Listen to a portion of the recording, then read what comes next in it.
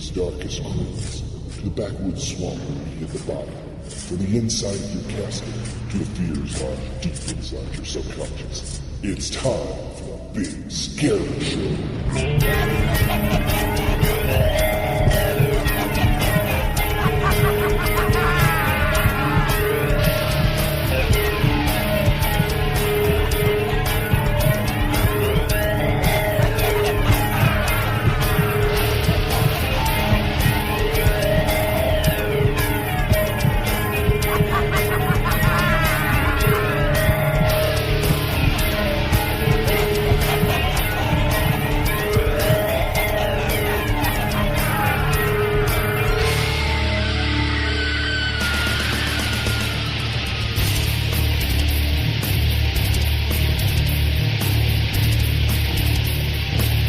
This is Ari Lehman, the first Jason Voorhees from Friday the 13th. And you're listening to the Big Scary Show. Jason never dies.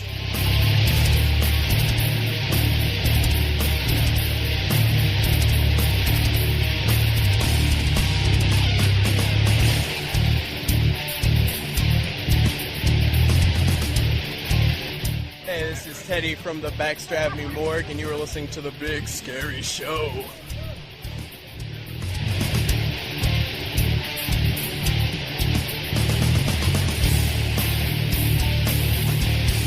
This is Stephen Reeves from Steve's Haunted Yard, and you are listening to The Big Scary Show.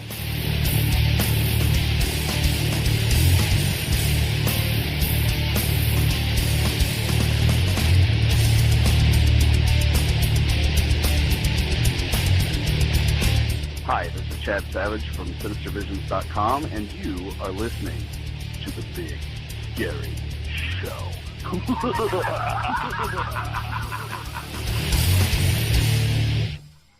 This week, on a very special episode of The Big Scary Show.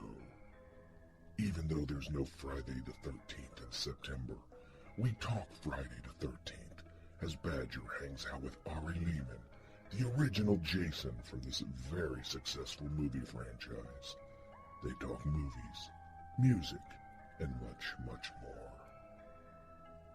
The unknown scare actor makes you face your fears, all the while being sponsored by Dark Spectre Custom Couture. Storm makes you wonder just what's going on as he rants on in a Haunt Minute. The Haunt Rocker spins some great haunt-inspired tunes and lets you peek inside his twisted musical mind in another installment of Decomposing. We find out if anyone actually wins a Meat Mangler prop from our Screamline Studios gruesome giveaway as we call one of our finalists to see if they know the answer to the question we posed at the beginning of August. The Round Table of Terror talks to one of the old veterans of the haunt industry, and we discuss pretty much everything and nothing at all. Lastly, the Big Scary Show would like to announce the debut of our very first special correspondent to the show, as he conducts a very special interview. All this and much more only on the Big Scary Show. Hello, everybody. Drew Badger out here in front of Firewater 110, Rock Hill, South Carolina, hanging out. Going to go catch a couple of bands tonight, including the one fronted by the man in front of me who has parlayed an amazing achievement. Not many people can say they've started a franchise. This man can say he did, technically, even though he wasn't technically the one responsible. Well, maybe he was. We'll get his side of the story. We're talking to Ari Lehman. If you don't know who Ari Lehman is, first of all, shame on you. Second of all, he is the man responsible for creating one of the most iconic characters in all of cinema history, Jason Voorhees. Ari, how's it going tonight? Drew Badger, man, I am a member. Exactly. That's exactly. I hear that all the time. A member of the team. I'm just a member of the team. Despite the band being called First Jason and a lot of the songs about Jason, you're just a member of the... Oh, sure, no problem. It's not Ari Lehman in First Jason. First Jason Yes, I am emperor, as it were. Now we know. In reference to Friday the 13th, I think that everyone's got to remember, when you see any of the great movies that you love, you see one person up on the screen. Meanwhile, there's 100 people behind that camera, and 100 more people working on the editing, and 100 more people producing it, and it's such a team effort that it's almost unfair that this mythos of Jason Voorhees has been the mantle laid upon my shoulders. However, I would say that there are no better shoulders to hold that mantle, because I take the role seriously, and I really do care about the fans, in the sense that it's the experience that they've had viewing Friday the 13th together with their families, or together with their camp members, or it's just a fun experience that people have had and can share, and to me, that's what makes it so special. I mean, sure, I was on the screen for 17 seconds, but and you weren't even the killer. Thank you very much. It was the mom, and and that brings us to Betsy Palmer, who really, if you look at it, it was Betsy who carried that film, because you think about the scene where she is with Adrienne King, who played Alice, the sole survivor, and the sole survivor is there realizing that this nice old lady is the person who killed all of her friends. And then this nice old lady starts talking to this flashback, and there it is. Okay, little Jason is drowning. Because why? Because they were having sex in the woods. Which also kind of spawned the entire era of the 80s slasher movie. It's always the couple having sex in the woods, having sex at the pool, having sex in the lake, and then they get out, and all of a sudden the girl gets a spear through her head. Let's face it, that's just kind of how that whole franchise, that whole thing in the 80s, all those maniac movies and all those deranged killer movies kind of got their start from Friday the 13th. Sure. I mean, there was killer movies before, Halloween, obviously, and Texas Chainsaw Massacre, but I think it kind of started an entire franchise. No, it's true. And it's just a really cool way to see how that evolved. And especially when you were, 13, 14 when the whole thing started. That's exactly right. And I think that a lot of the responsibility there lies in the hands of Tom Savini. Okay, in my experience, meeting Tom Savini was like meeting Merlin.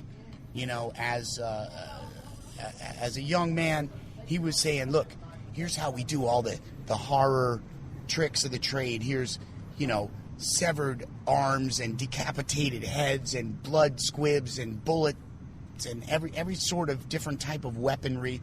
And Tom was getting ready to do the movie Night Riders at the time. And if you remember, that's no relation to David Hasselhoff. Well, no, actually. Sorry, couldn't resist. No, that's a good one. The Hoff. But, Tom,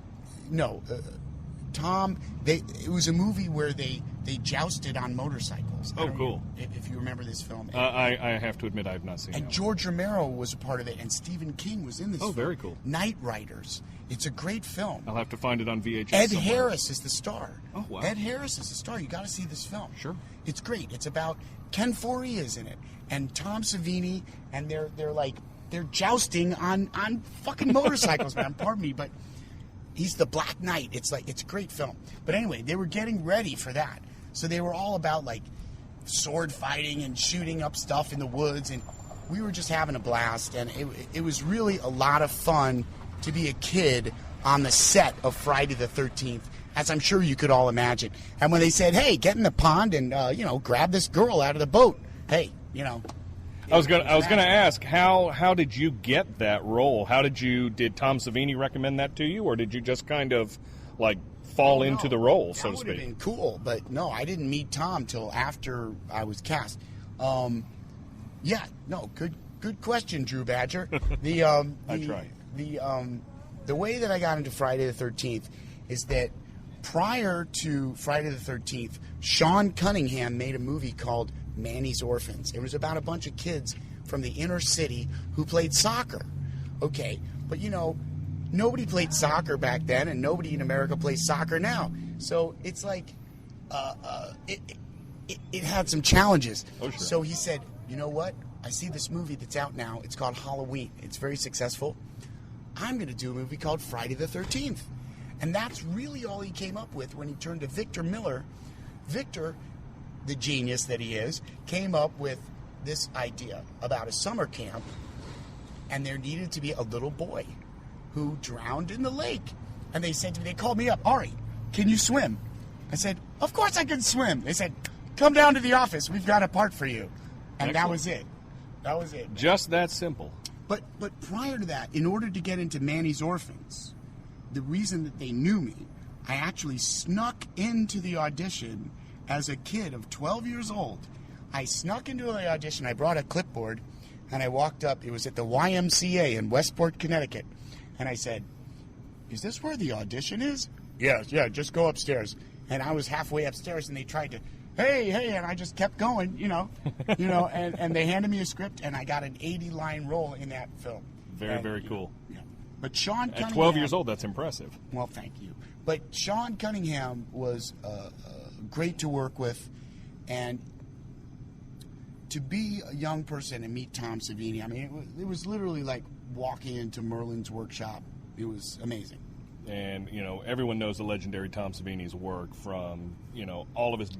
all of his Dawn decades of the Dead, and just and amazing career. Not to mention, now he's an actor. He was Sure. in From Dusk Till Dawn. And get ready, America, because Tom Savini is in Django Unchained, which I've is heard- the new Quentin Tarantino Yes. movie. And we've had some discussions, and this movie is going to break America wide open. It's definitely a very controversial film. It's I gonna be have. released I've actually Christmas. seen a possible script for it. Though, if it follows anything like the script that I was given access to, that's going to be a fantastic film. Let's say he showed me some scenes where he had been bitten by a dog, and others. He had to control these dogs, and it bit him, and it bit the person they were chasing. Wow. Anyway, Let me ask you this: when Friday the 13th Part 2 came out, yes. and they decided to have a real, shall we say, killer, how was your reaction to that? Did you inquire about that? Or, Okay, I mean, in all honesty, when Part 2 came out, I was a little disappointed with the canvas sack on the head, the sack head Sure. thing. And I was like, oh, where is this going? And I think Savini felt the same way. But then, when they came out with Part 3 in 3D, and they had this great hockey mask idea, and that's Sir Richard Brooker, my good friend, playing the first Jason to wear the hockey mask. Then I kind of felt, this is intimidating. This has potential. Did you feel that you should have had a role in those films? Let me half the height Right. of those. I was going to clarify this. You're I'd say about 5'9", 5'10". Yeah, exactly. Roughly about 185, 190 pounds. I'm not 6 even. foot, about twice your weight. Well, But nowadays, you couldn't play Jason even because they're always looking for Derek Mears or Ken Kersinger or Kane Hodder, and you got to be 6'7", 300 pounds, 2% body fat to be a killer nowadays. Oh, yeah. And I've seen pictures of you standing next to these guys, and let's face it, you're somewhat dwarfed by them. Of course, everybody is when you're 6'7" and all that. No, if I had been a tall person, I wouldn't have been Jason ever. I would never have been Jason. The reason I was little Jason is because I was the right size to be little Jason. And I'm happy, to have been that role because there's only one number one. That is and true. They can't go back in time and replace the first Jason. How do the other people who have played Jason, the 5 or 6 that have, how do they treat 5 you? or 6. Or how? Well, now there's 12 actors. Now there's that have 12. played Well, Jason yeah, I Voorhees. keep forgetting the You have new Steve ones. Dash. Yeah. You have Warrington Gillette, Richard Brooker. Then in you have Ted White in Part 4. In Part 5, it's fake Dick Weand. He really plays Roy, who is supposed to be Jason. In Part 6, it's C.J. Graham. Yeah, I don't know Part that 7 one. through 10 is, of Kane. course, Kane Hodder. And then comes Ken Kersinger.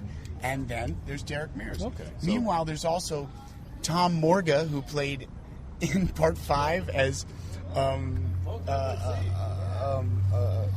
flashbacks of Jason in dream sequences. And then there's Johnny Hawk. Yeah, there's a bunch of us. How do those guys treat? I mean, do you guys ever get we're together? all I assume you do the panel discussion circuit Yes. at cons and things. How do those guys treat you, or how do you treat them, or what kind of mutual respect? We're all good friends. Each one, in my opinion, has brought something unique to the role.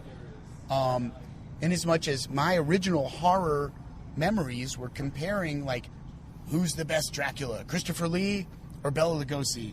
You know, I mean... Well, I could answer that, but... Well, go ahead. see, there you go, you see? We love to talk about that, and that's why I think... But, you know, Bela Lugosi was so typecast, he was buried in his Dracula kit. Are you going to be buried in a bathing suit and with some prosthetics on your head? Or are they going to put a mask on you or something? No. What I'm saying is, I think that fans love to discuss who is the actor who did the best version of their favorite monster. And that's why it's cool that there's 12 Jasons. But Derek Mears, who's the current Jason, right, I think is a great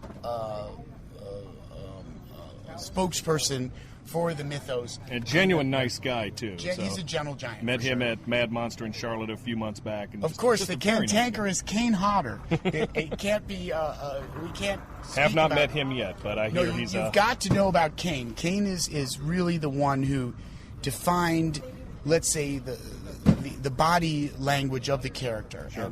And that's who most people associate with Jason. They say, well, if it ain't Kane Hodder, it ain't beep, you know. So, and that may just be more to the fact he has so many movies to his credit. Where also, I think we should look at Kane now. You know, he's gone on, he's become Victor Crowley in this new Hatchet series. And, you know, we love Hatchet series. R.A. Mihailoff I've met a few times. Nice fella. Yeah. And, you know, lots of just amazing... And Tony Todd's in there. Tony Todd's a good guy, too. So, you know, it's funny how all those guys kind of run and make all these movies together. Yes. But yet you don't I'm seem not to... part of that crowd. I was going to say, you don't seem to play a lot of movie characters now. I'm part of the underground. I'm an eccentric, surrealistic purveyor of the actual mythos on the metal stage. You live in a castle, don't you, somewhere in Europe, and have like brides of darkness or something, don't you? Come on, I know you. You're like Tony Iommi and Jimmy Page. You all like meet with wizards and do all sorts of that stuff. Come on, we know. I am an alchemist, but there you as go. Jason, what I do is I embrace this mythos, and the cool thing about first Jason is the irony and the humor to think that people would associate the mythos of this silent, deadly killer with this, as you say, 5'10", long-haired musician guy who wears the wrist guards and the spikes and all that. I'm all stuff. metal, but you can see absolutely that I'm pretty much of a. You live the role. I'm a but I'm someone who loves humor, and I'm not. There's some irony in the sense that. Oh sure. Yes. So we get a lot out of the humor of that, and the record we released, Jason is Watching. We have songs like Machete is My Friend, Jason Never Dies. I'm sensing a central theme to first Jason. Yeah, it does seem to be kind of Jason-centric. But then we've gone on to, embracing the idea of wrestling with one's own inner monsters and like using this concept of demons and monsters to go beyond just the realm of horror. And I think that metal, has always done that. Okay, if you look at Ozzy Osbourne, if you look at Black Sabbath, if you look at the guys from Metalocalypse and Adult Swim. I see that's that's exactly the lifestyle I imagine you have. One of my favorite things on earth that ever existed is Metalocalypse. You should have had a role on that at some point. That would have been too awesome as a cameo or something. I'm very, very glad that exists. But my thing is that, okay, on the metal stage, it gives me so much more free poetic license than within the restrictions of, Hollywood cinema, sure, where there's just, Jason is just this. In other words, the lyrics come from the inner workings of the mind of Jason, who never speaks. Right. So here Jason is able to actually speak and convey thoughts and, But more to the point, we just have so much fun with it, and we're just so happy that we've been able, due to the connection with Friday the 13th, to be welcomed with open arms on the punk scene as well as the metal scene. Awesome. And, what we've done is we've gone on to meet bands that we really respect, and then we try to meet with them and book shows together with them. And what it creates is, instead of the commercialized aspect of the mythos, it's the underground aspect where we're all just thriving off it in a small way perhaps, but in a way that sustains us. Sure. How has the tour been going so far? You told me earlier gosh, you just got back from Europe. We were in Denver, we were in Buffalo, we were been to I was just in Wackenfest in Germany, where we met fans from over 50 countries, and saw some amazing bands like Testament and Sepultura and Cradle of Filth. And once again, just this movement that's occurring now, Drew, where you have metal and horror, but also tattoo artists, haunted house people, people who have hearses, people who name their kids Bella and Elvira and, whatnot. And it's really a subculture. And it's a wonderful subculture. And what I think keeps people like me in business. There you go. Well, yes, but also I think it gives a wonderful outlet for people who feel, let's break out of the categories. Let's bust out of the sedentary, cemetery of society's, judgmental behavior, and just this enables people to have a lot of fun and bust out of that, humdrum, mundane existence.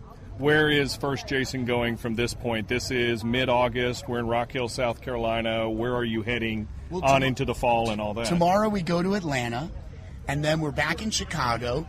Then we're going to be at Syracuse, New York for Scaracuse. Then we drive 33 hours to Sacramento, California for Miss Misery's Days of Terror. Is that during Halloween or season? No, that's in September. Oh, that's in September. We just keep plowing through, man. But in October, we've got all kinds of... Halloween, we'll be playing at a wonderful venue in New York City called Lucky 13's. Really cool place that's covered with horror memorabilia and just a wonderful, wonderful place. And they have great drinks there. But more to the point, there's a great horror convention that I've been working with. They're enabling me to put on the pre-show parties, and I think that maybe a lot of your listeners might be in this region, because January 31st we're going to have the pre-show party for Days of the Dead Atlanta, and we're featuring none other than the great Eerie Von. Ooh. Eerie Von himself, from Samhain and Danzig and his own music projects, and just the wonderful badassery that he inhabits. I mean, go to eerievon.com.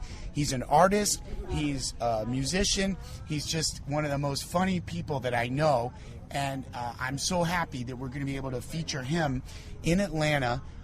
We've narrowed it down to 2 venues. The venues are going nuts trying to get this show.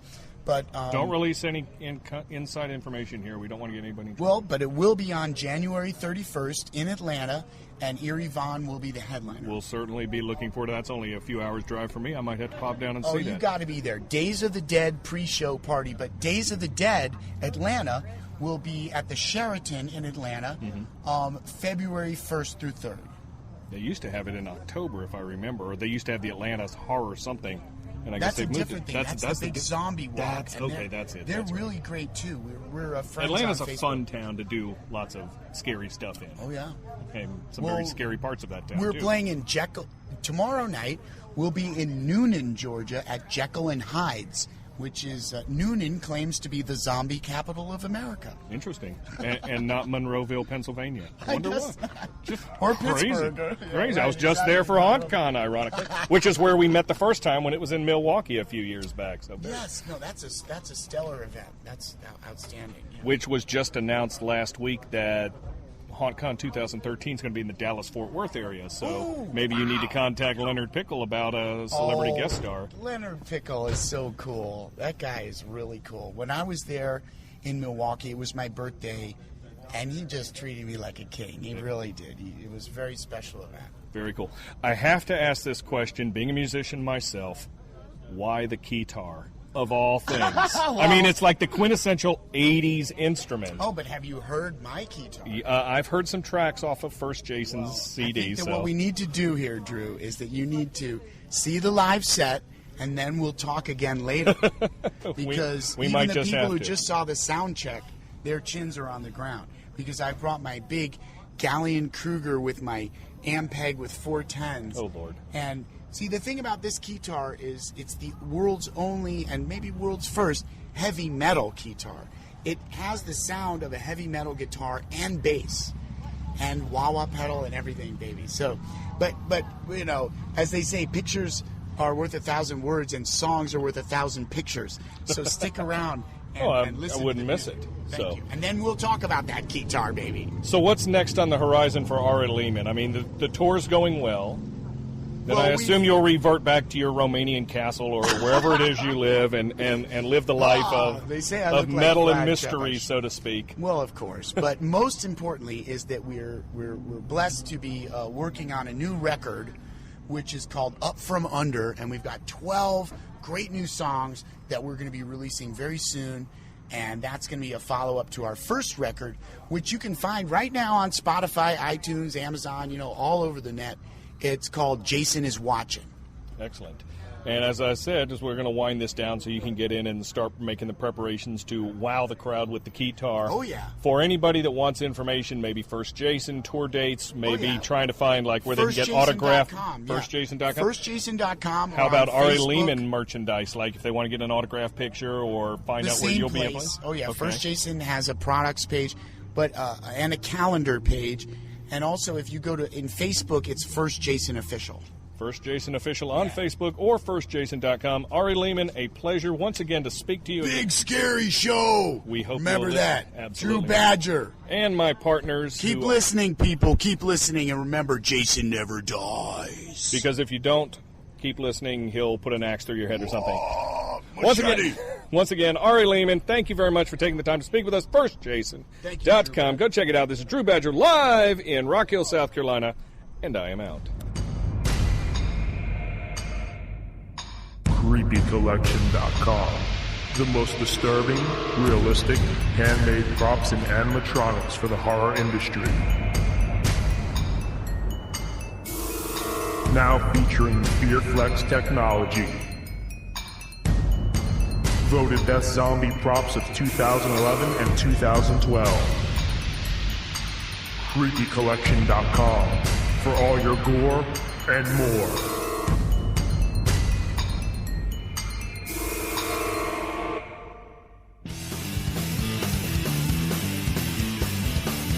First Jason.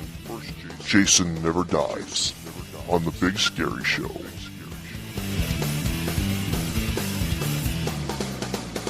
Get out of my way, I'm coming through, and there is hellfire in my eyes, and bourbon whiskey on my breath. Don't care what they say, I'm telling you, I never listen to their lies, and I am not afraid of death. Can you hear me growl? I'm on the prowl, I'm in the need of something foul. Deep inside, I start to howl. See the mark I bear, best to beware, for I can kill without a care, and I will take you unaware.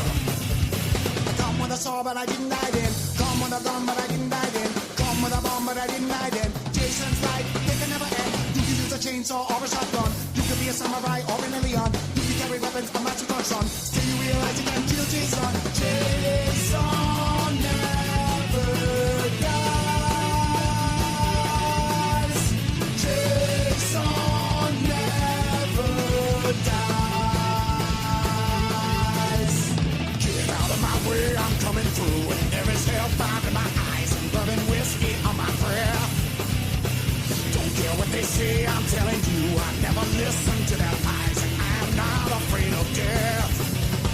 Can you hear me growl? I'm on the prowl, I'm in the need of something foul, but deep inside I start to howl. See the mark I bear, best to beware, for I can kill without a care, and I will take you unaware. Come with a sword, but I didn't die then. Come with a gun, but I didn't die then. Come with a bomb, but I didn't die then. Jason's life, they can never end. Bring out the army, navy and marine. I will wage a battle like the world has never seen. Fire at will, every breath I'm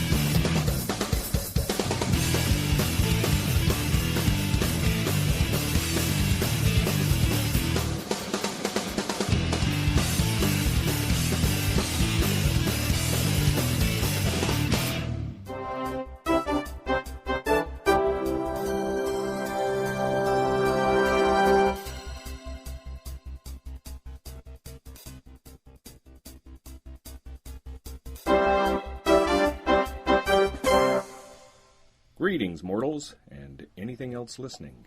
Welcome to Deadline News. We have some sad news from the world of Hollywood. 68-year-old filmmaker Tony Scott has died in an apparent suicide at the age of 68. A suicide note was found inside Scott's car, which was parked on one of the eastbound lanes of the Vincent Thomas Bridge near Long Beach, California. According to witnesses, Scott climbed a fence on the south side of the suspension bridge's apex and, quote, leapt off without hesitation, unquote. His body was recovered after the jump, according to the L.A. County coroner. The younger brother of fellow film director Ridley Scott, whom he also produced many shows and films with, Tony forged his own trademark style in the blockbuster action genre, thanks to a successful teaming with producers Don Simpson and Jerry Bruckheimer. Scott was one of the first to extensively use flash cut editing, slow motion and action sequences, extreme close-ups, and super saturation and or high content grainy visuals, techniques that would come to be employed by many subsequent filmmakers, including Michael Bay, Peter Berg, and Oliver Stone. Following on from his debut film, 1983's vampire tale The Hunger, Scott delivered some of the most macho and memorable efforts in big-budget action filmmaking in the past 25 years, including Top Gun, Beverly Hills Cop 2, Days of Thunder, The Last Boy Scout, Crimson Tide, and Deja Vu. Other cinematic directorial efforts included The Fan, Revenge, Domino, True Romance, the remake of The Taking of Pelham 123, and his final film, the runaway train thriller, Unstoppable. As a producer, he and his brother's Scott Free Company, he worked on an even bigger slate of films and television movies and miniseries, including Prometheus, The Grey, The Assassination of Jesse James, The A-Team, and The Pillars of the Earth. He also served as an executive producer on CBS hits like The Good Wife and Numbers. The Big Scary Show would like to offer its condolences to Tony Scott's family and friends and ask for a moment of silence. We have a bit of special news here. The Big Scary Show would like to offer congratulations and a shout-out to Jennifer X. Burns of Bethlehem, Pennsylvania, for being our 500th like on Facebook. You can find her prowling around behind the scenes at the Halloween Haunt at Dorney Park in Allentown, Pennsylvania, where she works as a haunt artist, scene painter, designer, and makeup artist supervisor. In addition to being our 500th like, she wins a CD prize package consisting of Midnight Syndicate's latest release, Carnival Arcane, and the new CD, A Time Forgotten from Midnight Syndicate and vocalist Destiny Beard. A special thanks to Midnight Syndicate and Entity Productions for this prize package, and once again thank you to Jennifer X. Burns for being our 500th like. Keep listening and enjoy those CDs. Remember folks, every 100th like gets you a mention on Deadline News. We will be giving away more Midnight Syndicate prize packages over the next few weeks, so keep listening and visiting our Facebook page for your chance to win. We have some news from the King's Dominion Halloween Haunt. King's Dominion will be hiring more than 600 people to staff its Halloween Haunt production this fall. The amusement park, located in Hanover County, just north of Richmond, Virginia, is recruiting to fill 607 positions, a 6% increase from 2011, according to a spokesman. Haunt jobs will be available for performers, including monsters, supervisors, technicians, and ushers.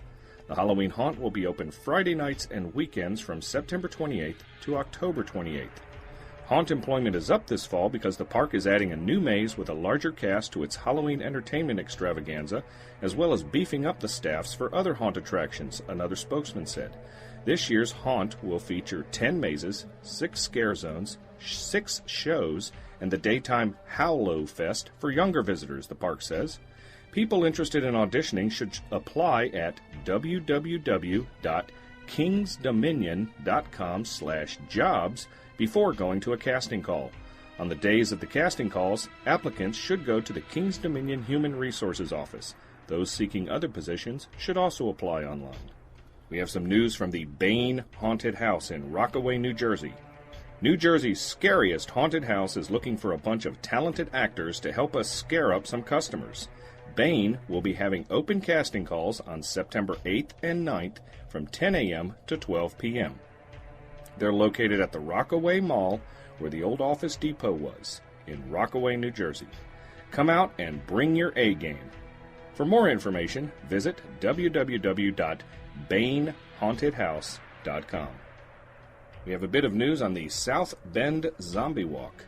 Wicked Jester Entertainment will host the 4th annual South Bend Zombie Walk on Saturday, September 8th, 2012, at Howard Park in South Bend, Indiana. The event begins at noon, with the walk starting at 7 p.m. This is an all-ages event, and there will be something for everyone. This year, during the day, there will be entertainment from local bands and DJs, including DJ Walter, The Toxics, Randy and the Finks, Cause for Concern, and more. There will also be live wrestling from 1 to 4, zombie games for all ages, brain-eating contests at 2 and 5 p.m., food vendors, haunt-related vendors, haunted attractions promoting their haunts, zombie makeup artists, and much more. The main purpose of the South Bend Zombie Walk is to raise non-perishable food items for the Northern Indiana Food Bank, so please bring as many canned goods as you can and help feed the living. For more information, visit www.southbendzombiewalk.com or search for South Bend Zombie Walk on Facebook. We have some news from the Twisted Roots Haunted Attraction in Ada, Oklahoma.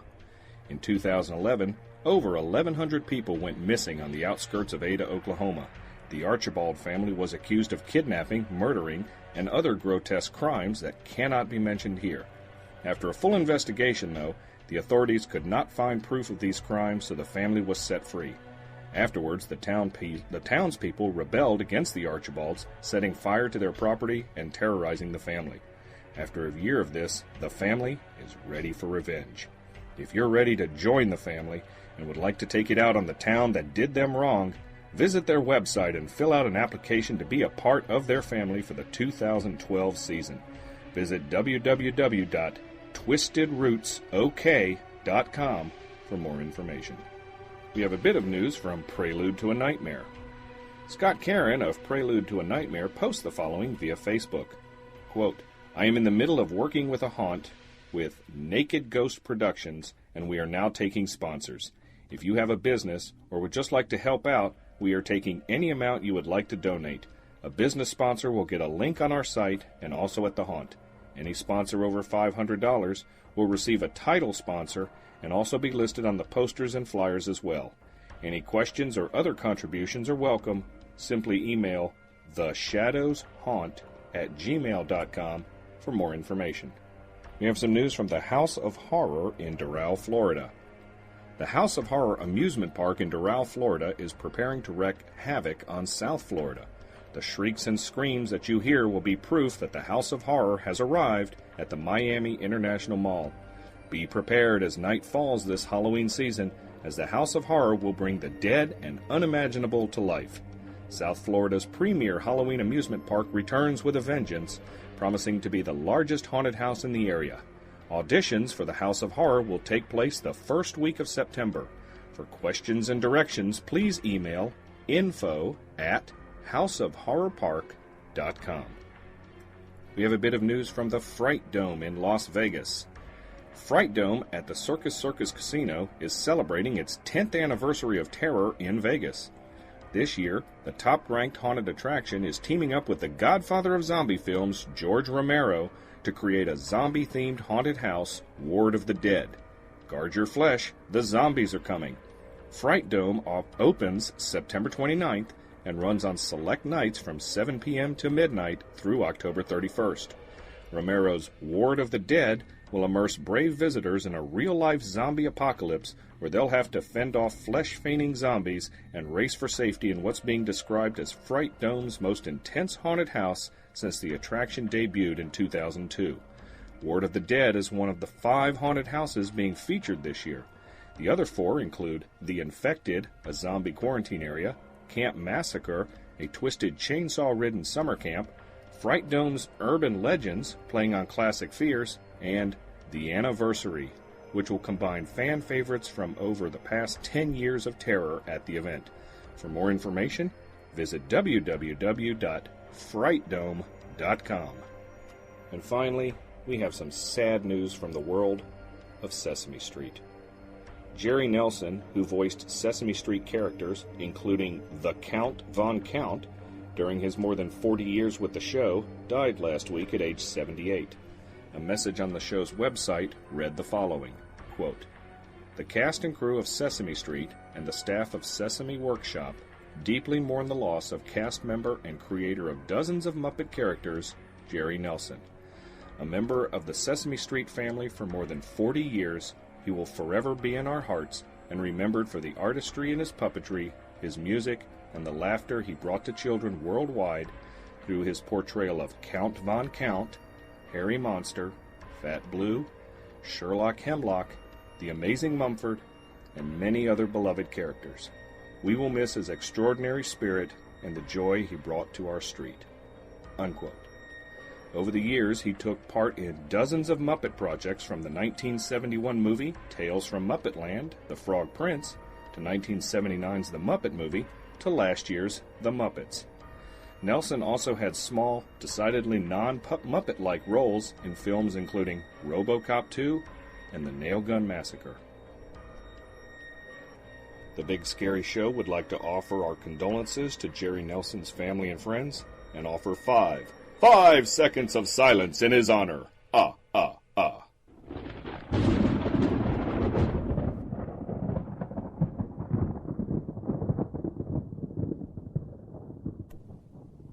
Remember, folks, if you have any news that you want to get out on the air, please email us at news@bigscaryshow.com, and we'll get it out there to all the masses.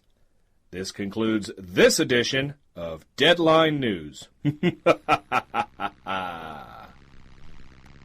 Are you a fan of the alternative lifestyle? Do you like horror films and gaming reviews? How about Drop Dead Gorgeous Ladies?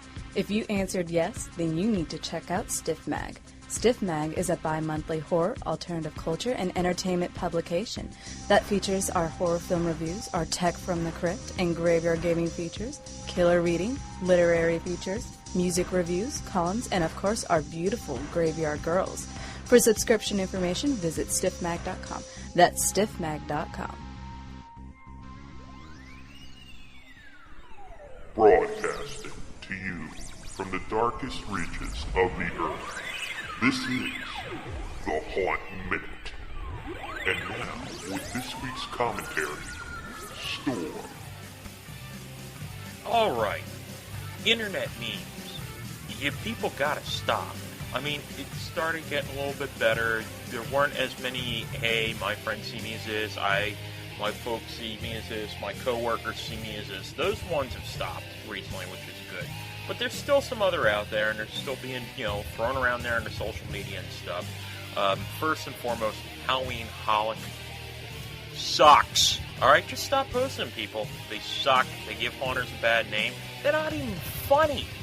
And, those just go to show you, just because you think you know how to tell a joke and you have some editing software that came with your printer, doesn't mean you should be making an internet meme. If the quality's bad and, if you didn't go to college for graphic design or have 10 years of experience, don't even try, because you're just going to embarrass yourself. And I know there are a lot of haunts out there who are toying with the idea. These meme things, they're pretty popular with the kids there. I should do one for the haunt. No, you shouldn't. Really, honest to God, don't. Just don't embarrass yourself. Absolutely. Leave the funny ones to, like, the professional people, like Funny and Die and stuff. Newsflash, those are, like, Hollywood writers and professional comedians and stuff doing those things. Leave it to professionals. Work with what works best for you. You want to show off something from your haunt? Show off your haunt. Show off your actors. Show off what makes your show your show. So until next time, keep every minute scary. Get your Stormy Rant fix in 140 characters on Twitter at Big Scary Storm.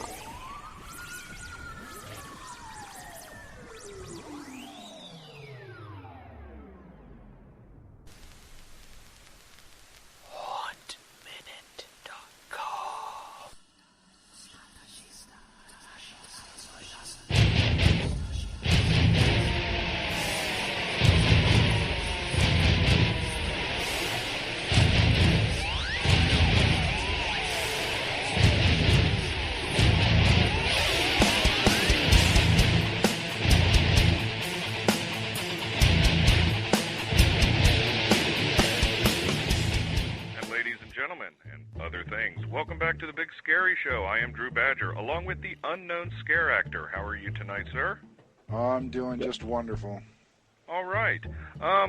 This is the first time we've ever done this, so we are actually kind of working our way through it. But for those who have been listening over the past few episodes, you know that we have started a very exciting new thing called the Gruesome Giveaway, sponsored by Screamline Studios.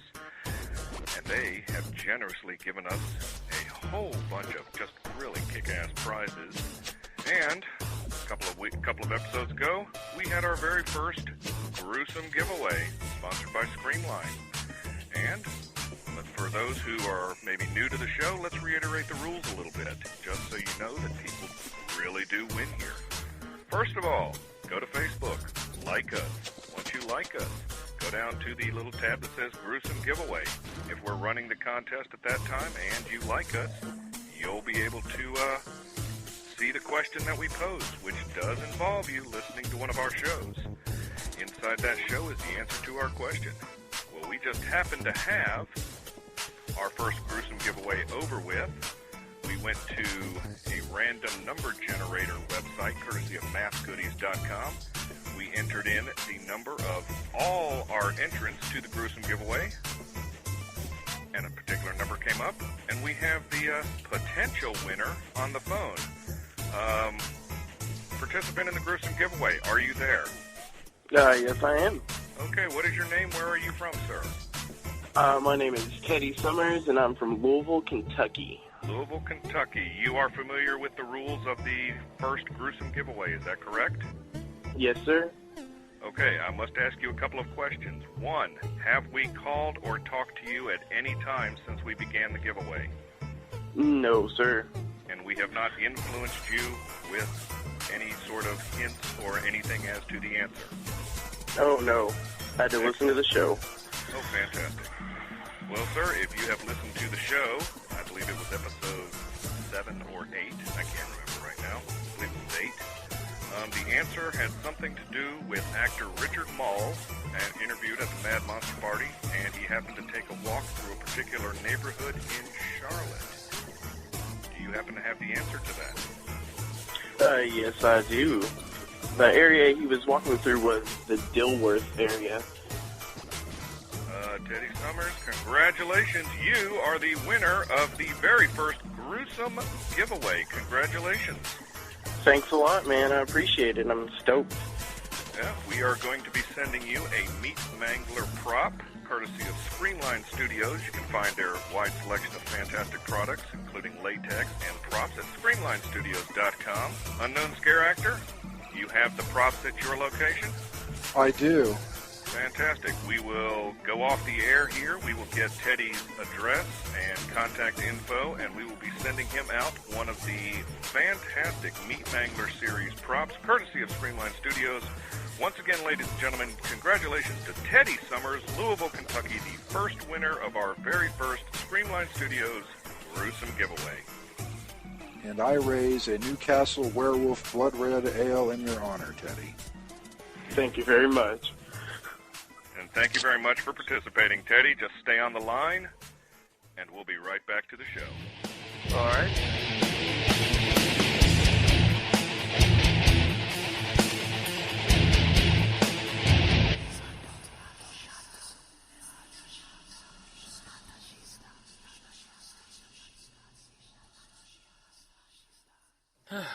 Cats with Photoshop faces, Highlands of Scotland, goats and trees? Why doesn't anybody have a calendar which speaks to my passion? Wait a minute, what's this?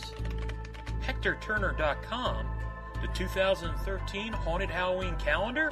Oh, this is perfect. Oh, this would look great in a workshop. Better yet, at the office.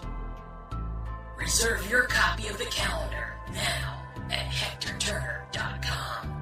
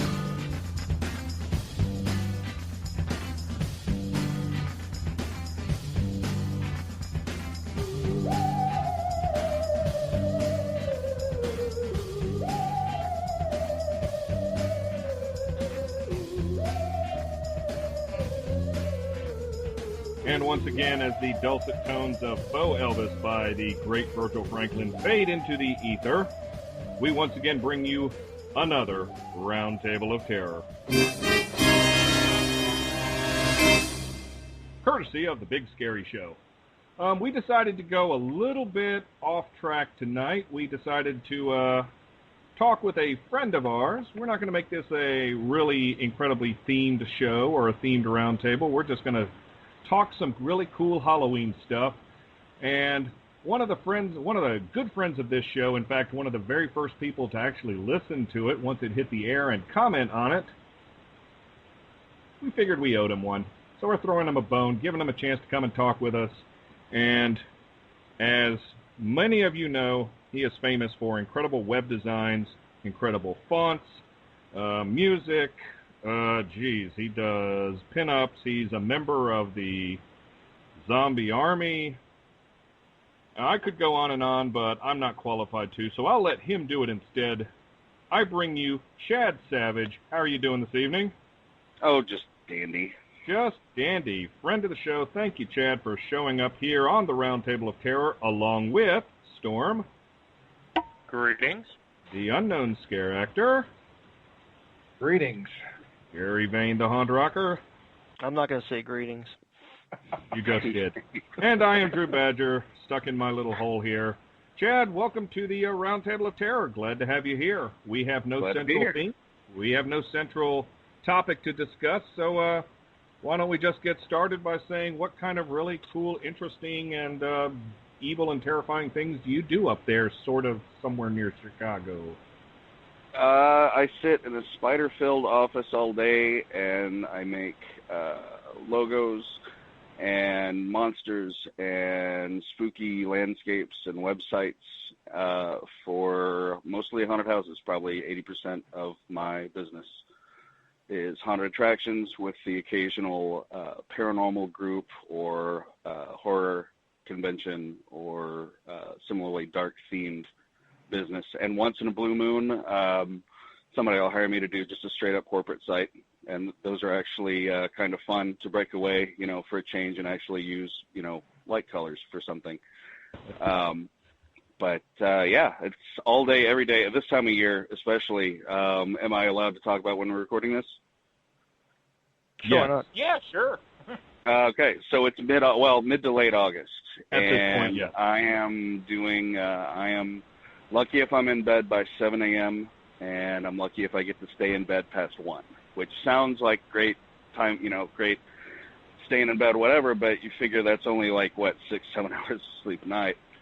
And literally straight downstairs into the shower, right back to the computer. And it's been that way since July. It's going to be that way through September.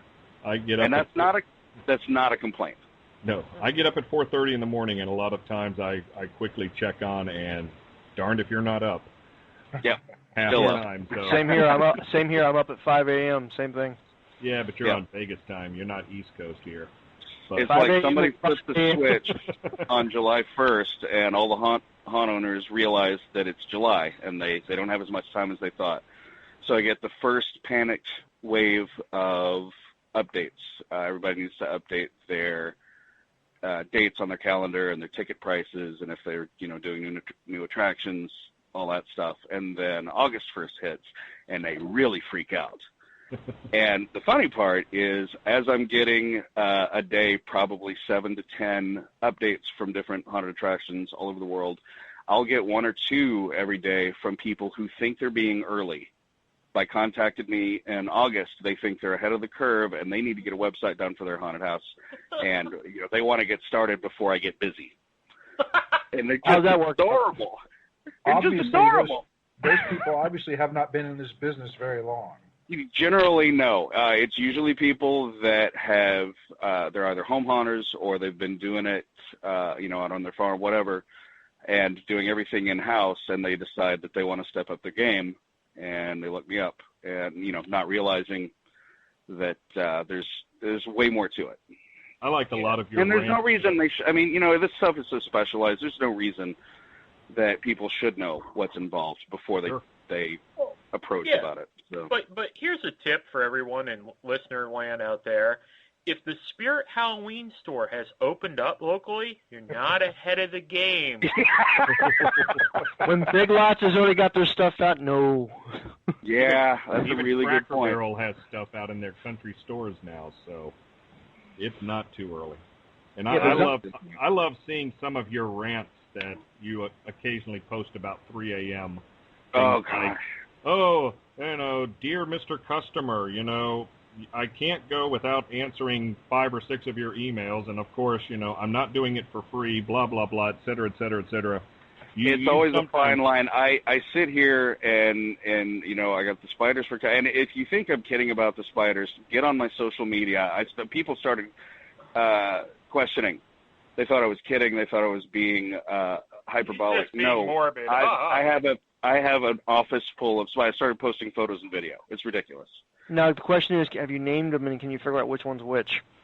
Most of them I name, get it off me. They seem to respond well to that. Better question. Are they spelling a out... few of them I've named. There's a couple others that I've named seriously. But yeah, I mean, I don't want to sound racist, arachno-racist, but they all look the same to me. Arachno-racist, nice. That's it. We're starting a Facebook page on that. Arachno-racist. Oh, my original point. I sit there and just email after email and whatever else, and I spend a great deal of my time putting things out there on the internet for people to read, to get information. So when I have my phone number in the footer of every email I send out, every single one, and it's on the sidebar of every page of my website, and somebody says they want to call me, and I say, okay, and then we set up a time, and then they go to the trouble to email me back and say, what's your phone number? And the last one I got, it literally 3 lines down was my phone number, identified as my phone number. Oh, jeez. It's the things like that. That's when the internet has to hear about it via Twitter and Facebook. There's only so much I can take. And I always make sure that I'm very vague so nobody feels like they're being picked on. And I don't mean it mean-spirited. It's just sometimes you just got to share it, Sometimes they really, really deserve it. By the way, one of your rants I saw today, congratulations on your fonts being in the credits of Paranorman. Yeah, how awesome was that? I snuck out. My daughter had back to school stuff, so we had to go do that. So we decided this is probably the last chance we were going to get for a while. So we snuck out to a matinee of it, and the movie is wonderful. Just probably definitely one of my favorites, if not my favorite. I mean, Cabin in the Woods and The Avengers came out this year, so it's hard to say.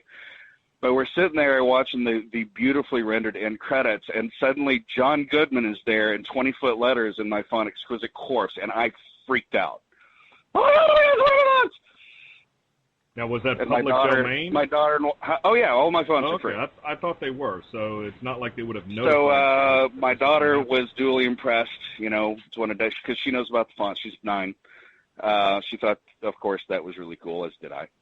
I got the usual vague nod from my wife, which means "way to go, honey."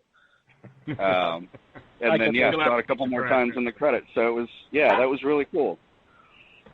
That's awesome. You still have to take the trash out when you get home, but I'm sure put it out with the dog. It'd be cool if they gave you like a SAG waiver for it at least, but yeah, right. A SAG award. Nice. No, not a SAG award, a SAG waiver, so that you can join for free or easier. What is it? Kind of like a Big Mac coupon? What are you talking about? Well, no, I'll explain it. I'll explain my underdog film experience to you. That's right. That's right. All right. I think the conversation is derailing. Well, let's get it back on track. Chad, yeah. What should we be talking about? How long have you been in business, and how did you get your start in this?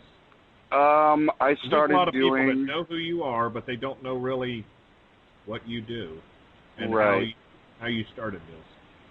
I started hand drawing logos and hand drawing fonts in high school. I have old sketchbooks somewhere. I got to find them. Full of logos for non-existent companies just because I liked doing them. Went to college in Texas for graphic design and illustration. started submitting artwork to various magazines and periodicals in the late 80s, early 90s, and getting published. And I got my graphic design degree in 1991, and as with most degrees of that nature, I wound up working in a coffee shop for the next 5 years while I sent out resumes. Finally got a break in 96, which is coincidentally when I designed my first website for somebody besides me. Worked corporate jobs, moved to Chicago in 98, somewhere in there. It's all a blur. And then 2001, I lost my job, and 2 days later found out that my wife was pregnant.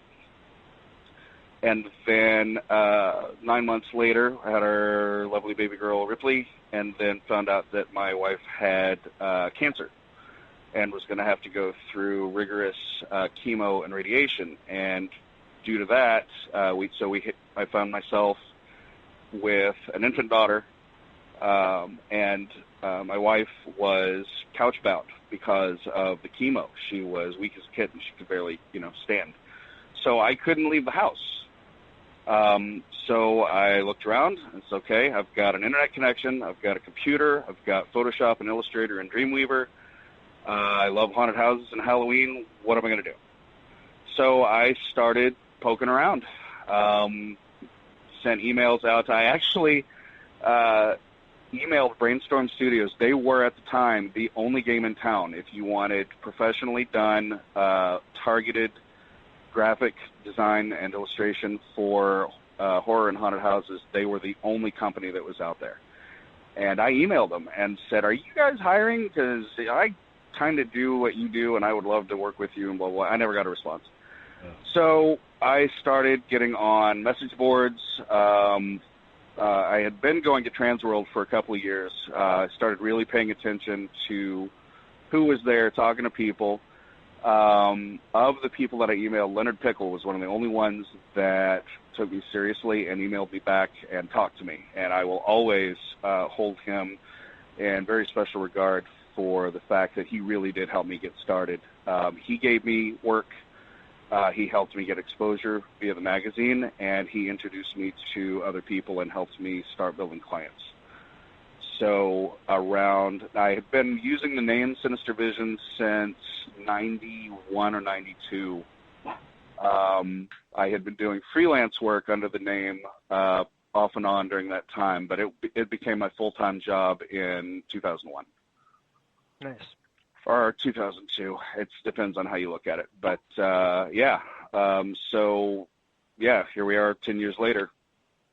So to answer the question specifically, say you have a haunted house and you want to market it, I can design your logo, design your signature character, design your marketing artwork, and to clarify what that is, say you have a poster and you have your logo and your information on it. Everything else that's not those two things is the marketing artwork, the tableau on which the poster takes place. So if you have like a dark carnival-themed haunted house, the marketing artwork would be the carnival in the background and that kind of thing. And then beyond that, I can also set up your website, set up social media, teach you how to use those things, teach you how to interconnect those things so you can work smarter and not harder. And then I also do T-shirts. I design fonts that I give away for free just because I love to do it. And on and on and on. I do a lot of stuff, but that's the core of it. Mostly I help spooky people look spookier. Yeah, so Chad, were you always influenced with horror and going into it, or was it just like those initial connections with people like Oh, no, I was the kid. I was very Southern Baptist. I was the kid that liked Halloween better than Christmas. Halloween was the high point of my year growing up every year. And I was lucky. I got to grow up with Halloween in the 70s, which is, if you watch Rob Zombie's Halloween or Trick or Treat, you see these guys that were that right age at that right time when Halloween was just amazing. Oh, yeah. In America. Oh, yeah. We're around the same age. So So it really, and being in, my family was religious without being like crazy religious. For instance, I went to church with Bill Clinton in Little Rock, Arkansas.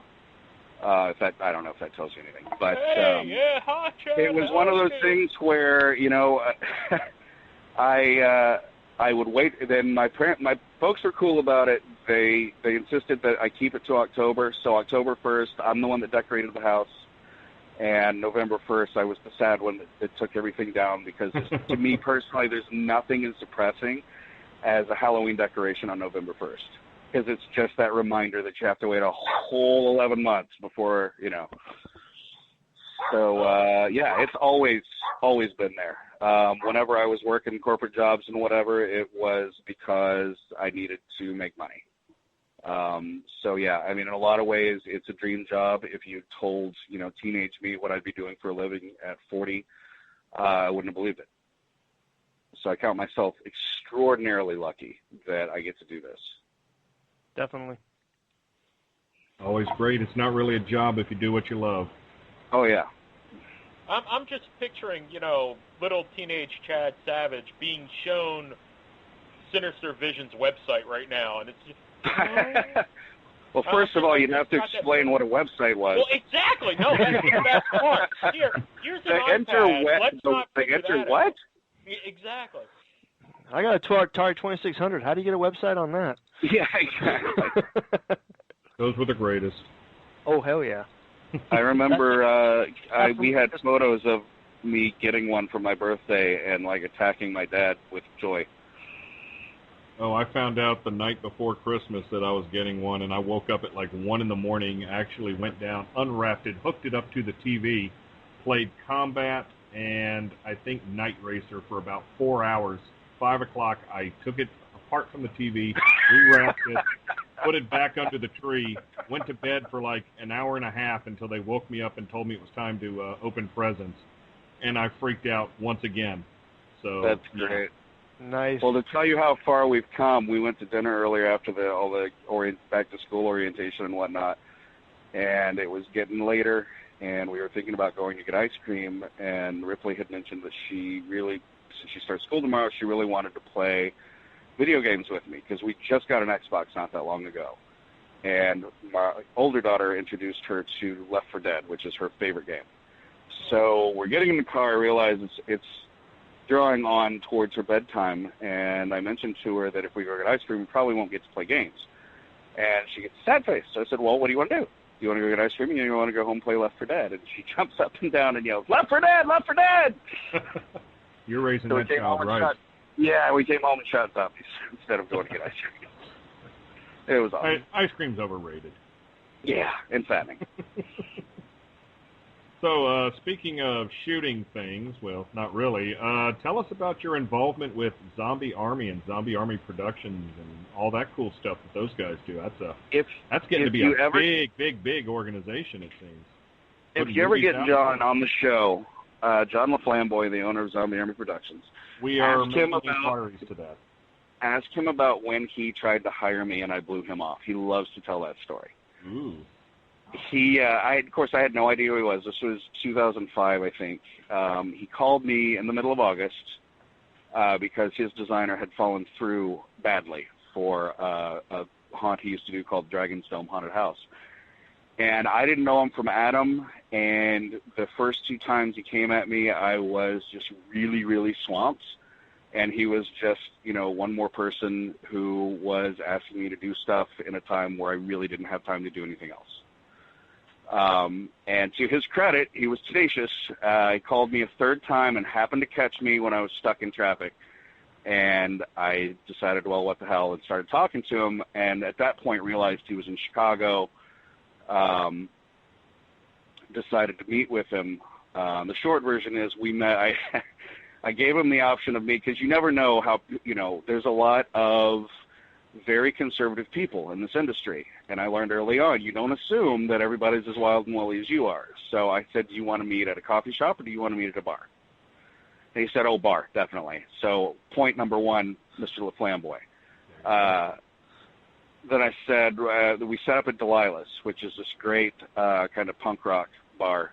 And so it used to be, I mean, it still is a great bar, but it's really loud. Anyway, so we go and we meet there, and over the first half hour, we talk about his haunted house and, just get to know each other a little bit. My friend Mary, who a friend of ours once referred to her as the last of the blonde bombshells, gorgeous woman, lovely person, was tending bar and knew I was there on business. So we bought one drink, and she was like a freaking ninja. Those drinks never got past half empty. You'd look down, your drink would be full, and you'd look up, and you'd see her walking back to the bar. So she got us wasted. So the first half hour was business. The next 6 hours was John and I becoming friends for life. Nice. It was just an epic night. I think we went to 4 different bars. And Chicago is a 4 a.m. town, so we shut the city down, and that was it. So what I do for Zombie Army technically is all of the graphic and web design and social media. I handle all the marketing. Whenever there's a new venture or an event, I come up with any logo, branding graphics that need to be done, any flyers, posters, tickets, coupons, website, if there needs to be a Facebook fan page, Twitter account, set all of that stuff up. But also, since I am by 5 years the oldest person involved and have been involved in the industry, I believe as long as John, maybe a little longer, I also act in a consulting capacity, just sounding board. So that's my involvement. And obviously, they're rolling at all the shows with them and whatnot because, why wouldn't I? Oh, absolutely. All the cons and everything, that's just a party waiting to happen whenever those go. Great way to travel. Oh, gosh. The bus of... the bus is awesome. I love the bus. Yeah, we're working on. I've yet to have been on it. Oh, you're missing something, Gary. Well, no, because every time I try to, it's like I walk up, I take one look, and I see how many people are crammed in it, going, "Oh my God, somebody's going to lose a limb." I'll just wait. Come back later. I think our record is 53 people. What's that? What's that, Chad? I think our record is 53 people on the bus. Nice. What was really cool was at Flashback Weekend a couple of weeks ago here in Chicago. They had, for the first year, they showed the movies that they usually have at the hotel. They moved them over to the local brand new movie theater, which is very nice, the Movie Co. And Zombie Army Bus acted as the shuttle for all of the celebrity guests. Oh, God. Oh, so that was pretty slick. Being on the bus with John Carpenter, Jeffrey Combs, Barbara Cranston, Tim Sullivan, Tony Todd, Ken Forey, Tyler Main, all of these people. How was Flashback? Danielle Harris, Scout Taylor Compton, all on the bus at once. And it was funny because half of them really didn't know what to make of it, and half of them loved it. Now, Flashback was just a week or two ago, correct? Yeah. How was that? It was great. It was unfortunately, a lot of fun. that pesky geography gets in the way, and I'm not able to travel that far for things. We do have a guy in Ohio. I wonder why he didn't make it up there. Finances. Vegas can't make it out either. Perhaps. I mean, our headlining events were John Carpenter presenting a 30th anniversary edition of the or showing, of The Thing, and I've never gotten to see The Thing on the big screen. So it was amazing. They got a really great print of it, and there were things that I had never noticed in the shots before that you just can't see on a TV that were there on film. And then the following night, Linda Blair presented a charity screening of The Exorcist. Very cool. Very cool. So, yeah, it was cool. Did you have any roles in the movie that Zombie Army put out? I believe Mole Man of Belmont Avenue? I designed the logo and did the poster and did the website and set up all the social media and whatnot for it. No special cameo appearance? No, they actually invited me to be in a scene, and they invited me to have my dog be in one of the scenes, and unfortunately they were filming in July and August. So I just couldn't put it together. As mentioned before, that's a slightly busy time for you. Yeah. Trying to answer all those damn emails. I'll be in something. One of these days I'm going to be in something. There you Well, one of these days we'll have John LaFlamboy on, and if we do, we'll definitely have to get you on there because we want to collaborate this story here about. You guys won't get to talk. If I'm telling you, if John and I are on the show, you guys won't get to talk. We'll just say, so guys, tell us about what's going on. and then an hour later, we'll walk away. We'll turn it off at another time. Well, thanks a lot for. You've been listening to the Big Scary Show. Yes, thank you. We now have our next 6 roundtables.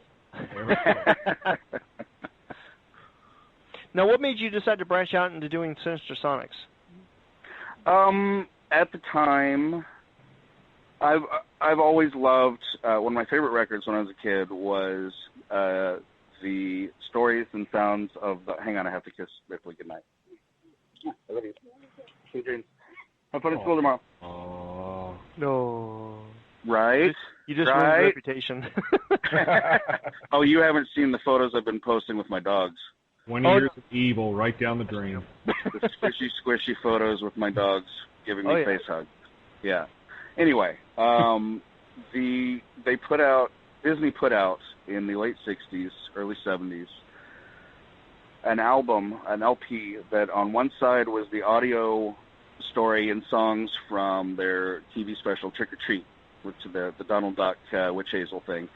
And then on the back was a truncated version of the story and song from the Haunted Mansion, which was Ron Howard and Lady as 2 teenagers who get caught at the Haunted Mansion in a rainstorm, and it's an audio walk through the attraction. And that was every October, that was by far my favorite thing. I had a bunch of Halloween-themed records and whatnot, but they were mostly for little kids. My folks bought them for me. That one was actually creepy, and it was all the soundscapes. So I grew up with that, and then through my teenage years, early 20s, whatnot, kind of lost touch with all of it. And then thanks to the miracle of MP3 technology and the Internet, a decade ago, I started to rediscover that kind of stuff and had no idea just how much of it was out there. Stuff that had been recorded since the 30s. Scarstuff.com? Yeah, Scar. Oh my God, that was like the greatest. That is possibly the greatest website I ever discovered. It's a shame they're not updating that anymore. There was so much. Oh yeah. I archived all of that stuff. For those that don't know, Scarstuff.com was dedicated to unearthing and posting out-of-print Halloween and horror recordings, and they had the coolest stuff. And you can still find some of it out there, but it's not as easy as it was a few years ago. But anyway, at the time, when I did the Sinister Sonics thing, all of the stuff that was being put, everybody was, I don't want to insult anybody, but almost everything that was being put out was a clone of Midnight Syndicate. And the soundscapes that were being put out, I mean, you can walk into any Walgreens or CVS or, insert drugstore here in October, and by the cash register, they'll have those little $2-3 CDs of scary sounds for Halloween. I remember that. I bought every one I came across for years. Same here. And what I started to notice was, after a while, that they all use the same library of sound effects, and they all follow basically the same format. So I've been into experimental industrial music and like weird soundscape-based music like Lustmord since the 80s. And I thought it would be interesting to take more of that approach with scary soundscape idea. So I went and found really weird places to get, I found out you can pull sounds out of video games if you know where to look and you have the right extraction programs. So games like Quake, Doom, things like that, you can get to their audio library. Are there any royalty issues with that? Well, that's the thing, and so that's why I don't charge. I'm not selling these. I make no money. The 2 that I am selling, all of the sound effects on those were legally purchased or public domain. I made sure of that. That was the same thing. That's the same way I was with Hinges Creek. That's why I didn't charge it either. Exactly. So if you don't make money on it, nobody gripes. And it really was just for the love of it, and just because I wanted to, it was something different to try, and I wanted to see if I could do it. And if I had more time, I would definitely make more of them. It's just, since it doesn't generate any revenue for me, it can't take priority. So it was part experiment, part there wasn't anything else out there like it. Now, interestingly, I believe Mr. Franklin put out not similar, but he started to do more soundscape stuff, which was great. And Poison Props has some pretty cool stuff too. Yeah, well, to be honest with you, I mentioned this actually to Ed Douglas as well. When I came out with When Hinges Creek back in 2006 actually, excuse me, you and Ed Douglas were the very first people to contact me after it came out. And I remember your post was like, dude, that is the most amazing thing I've ever heard in my life. Oh, yeah, I loved it. Well, I am on record as saying that Grim Grinning Ghosts is my favorite song of all time. Oh, yeah. So, to hear a kick-ass rock and roll version of it. Now, you mentioned the Haunted Mansion record. Were you referring to the thrilling, chilling sounds of the Haunted Mansion as well? No, as I got that one when I was a teenager. Okay. The one I had when I was really little was the one with Ron Howard as the teenage boy going through and kind of,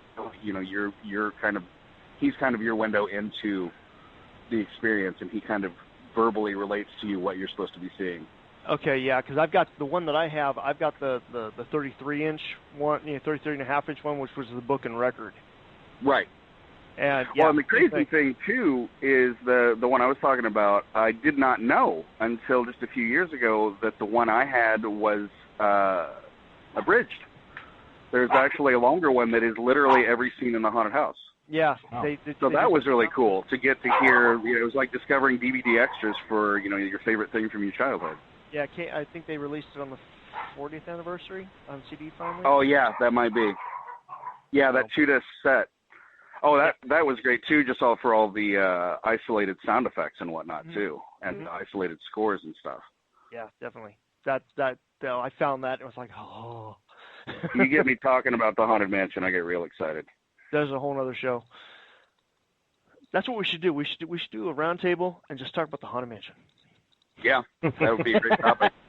Cool, that's awesome. That would be cool. That would be very cool. Anybody have any more quick questions they want to talk to Mr. Savage about? Yeah, I got a quick question for Chad. Chad, if you had a time machine that could only take you back 10 minutes before someone new is calling you for your services, what would you want to tell them? Seriously, there's not something you'd like them to already know before they call you?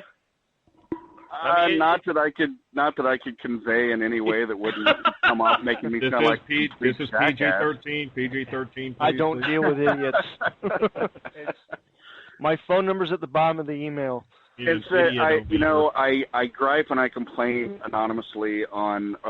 I don't mean I do it anonymously. I mean I do it I don't name check people. And I only do it about people that are fully equipped to, DIY. If you're emailing me and trying to use my time to look something up for you that I'm just going to go on Google and look up, I think I have a right to be angry. My time, right now especially, is the most valuable thing I have. And if, you have this access to the same tools that I do, and we're not talking about specialty tools. Everybody knows about Google by now.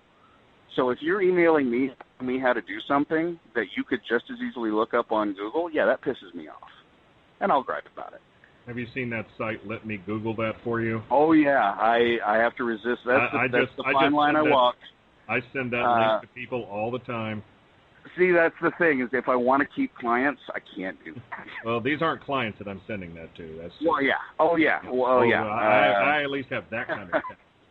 I have used it with friends, but as I'm a very sarcastic person by nature, so I really have to bite my tongue a lot of the time, and it's part of being a business owner. And it's not that my biggest concern is I don't mean it. I think it's funny, and I understand a lot of people don't think things that I think are funny. So I live in fear of giving offense to somebody that I wasn't intentionally trying to offend. If I want to piss you off and I succeed, awesome. But if I'm just kidding and I hurt your feelings, I'll feel terrible about that. So, yeah, I bite my tongue a lot. Let me ask you one last question on my end here. You've been in this business a long time. What would you say is the biggest change that you've seen over, say, the last 2 decades in the Halloween business, or as Halloween as a holiday in itself? No, that's a whole show right there. Could be. Even 10 years ago, if you look at any particular subset of the industry, whether it's props or mask makers or designers or consultants, the number and variation within each of those was so much narrower than it is now. I mean, up until 5-6 years ago, SPFX mask was the only silicone mask in the industry. And as of this last Transworld, my God, I lost count of how many, and not just that there were more, how good they were. So, yeah, I'd say the diversity available. I've got one last question, and it's probably a loaded question, and it'll probably take a whole show for him to explain it. But if you can describe in a simple sentence what inspires you the most, Chad. Oh, that is one of those. There is an intangible, impossible to describe, yet clearly I'm about to try, feeling in mid-October when you're outside and it's dusk and somebody's burning a fire somewhere and you smell wood smoke and it's getting dark and you realize it's October and you realize that Halloween's just a couple of weeks away, and the decorations are on everybody's porches. There's just that thing in the air. Ray Bradbury captured it beautifully in his writing with books like The Halloween Tree and Something Wicked This Way Comes. That inspires me the most. So my house is sort of an altar to that. So that's probably the best answer I could give. Okay, that's a little more. That's a little more cerebral than most people give us, and that's not a bad thing. I really like kittens. It actually gives us a little more insight into the way you think, and I appreciate that. You bet. Coolness. Anything, Storm? Want to wind this down a little bit? No, I think I've asked all the crazy questions I had. Well, Chad, you're familiar with what we do at the end of each roundtable. We have this section we affectionately call the plugs. So if there's anything you would like to plug away, now is your chance, sir. I'm in crunch mode on dozen projects, but you can look forward to a brand new website for Transworld's Halloween Attractions show within the next week or so. A brand new website for Netherworld. Finally, been pushing them for years. New website finally for Halloween Extreme. We put out initial social media stuff and then realized how busy we all were. So everybody's trying to find out what that is, and we're finally going to be able to answer that question. And then, I'll be rolling out websites for different attractions all over the place daily for the next, 4 weeks at least. Very, very cool. Well, Mr. Chad Savage, and I call you Mr. because you have earned that respect in this business. I want to thank you very much for taking time out of your extremely busy schedule to talk with us here on the Roundtable of Terror. And I'd also like to thank our co-host, Storm. Greetings. I have no idea. My brain is melting. Can I just say, by the way, the first time I heard one of you refer to the other as a host, I kicked myself for having thought of that myself. It was right there in front of me my entire life. Make G small, make the HB. It's big. It's awesome. I love that. I was so mad I didn't think of it. Yeah, I'll sell you that idea for Anyway, we have Storm. We'll mention the unknown scare actor. Thanks for coming on, Chad. It was a great conversation. My pleasure. And, of course, the haunt rocker, Jerry Vane. Enjoyed it very much. Thank you, man. And, Chad, we will certainly try to get you on the line if we do get a hold of Mr. La Flamboy, who is extremely busy at this time. We'll do an entire show on Zombie Army or something like that. So, once again, ladies and gentlemen, Chad's too busy for you right now. But you can always send him an email, and he may or may not make fun of you. But anyway, thank you once again, Chad Savage. You're not in Chicago anymore, is that correct? You've moved out? Yeah, I'm out in Indiana, very close to it. Good Midwestern farm boy now. Anyway, thank you, Chad Savage. We're coming on the Round Table of Terror here on the Big Scary Show. And we are out.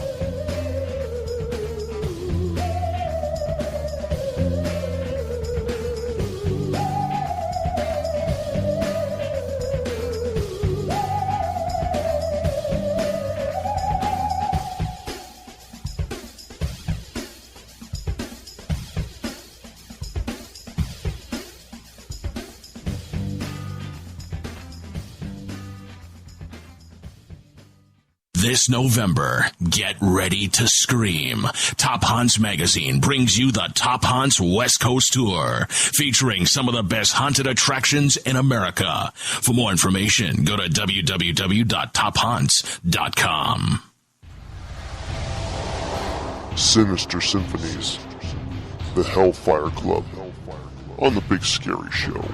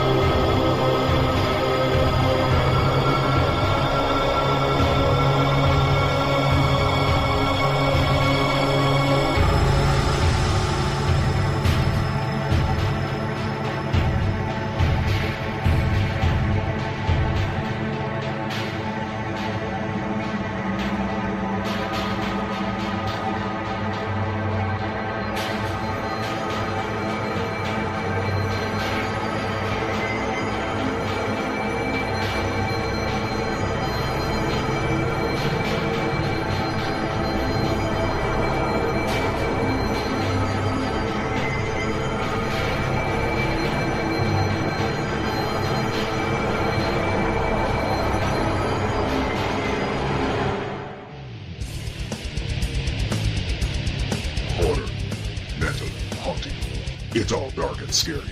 At Thorn Web Designs, we know what you want, what you need, and we will give you exactly that. Since 2007, we have been providing our customers with the best logos, web designs, and more. We can offer to keep their image dark, scary, and memorable not to mention fantastic prices. With clients from Nightmare Zone Haunted House and Wells Township Haunted House, we are ready to give you the smoke you need for web presence. To get your quote and to browse our portfolio, visit thornwebdesigns.com.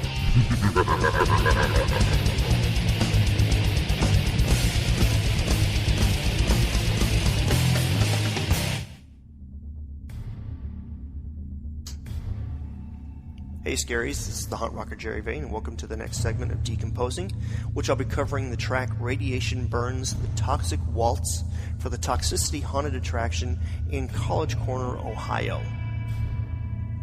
They are a 50s radiation lab zombie haunt, and they wanted me to do a track to kind of play up on the 50s vibe with kind of a sci-fi feel to it, dating back to the old 50s films where everybody had the radiation bunkers, and if you watched movies like Grease 2 and all that, they really played up on that with the whole scare of nuclear bombs and everything coming down.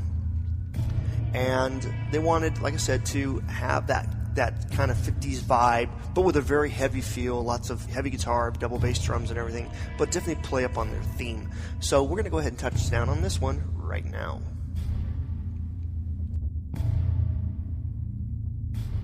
So to start the song out, I decided to give the flashback vibe of a needle hitting the record and a 50s doo-wop song, starting out to kind of play up again on the 50s theme of their haunt. Because back in the 50s, everybody had bomb shelters, and Lord knows everybody was afraid of bombs coming down.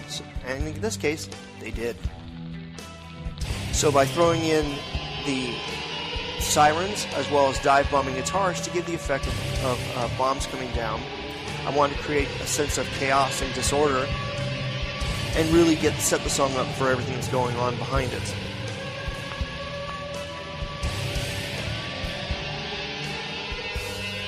And one thing I also wanted to do was kind of give a strange melody line to it, kind of not necessarily a zombie feel, but a sci-fi feel to it, with the main guitar riff, which was actually written on bass, and that's how the song originally started. And then build in with the heavy guitars and double bass drumming, which has become a trademark for what I do. But I wanted to kind of give a spacey feel to it, so the guitar melody line is actually run through a wah pedal that I crank back to kind of give it a really creepy bite to it. And then the next segment build up on kind of a marching feel where the army has descended on the lab and is forcing all the occupants, being the 50s kids in their clothes and poodle skirts, being forced by the military into the lab so they can't escape into the general population. Now, one thing they wanted was a sci-fi feel, so I created this part with some heavy tremolo, and to kind of give a little 50s theme, and I panned it left and right. Little side note is, while recording this part, my wife was standing behind me talking to me the whole time while I was recording this, and being hearing impaired, she didn't know I was actually recording. So I did this whole thing at one take, and then turned around and looked at her and went, "What?" I wanted to take the riff back and kind of start the beginning riff again as more kind of a midsection to kind of create a little bit of a feel of we're being locked inside, we're not being let out, we're stuck in here. And also set up for when the lab is finally opened up years later and the doors are opened, that whole feeling of dread of what you're hearing right now is the zombies coming out of the lab and attacking everybody who has come in to check this place out. And so that was basically the kind of the deal of how I set it up. But one thing I wanted to do is when the door slams shut on you, you're back in the 50s. So I decided to throw the little doo-wop thing back in there as well. It's a little play on it to kind of give it a little bit of fun.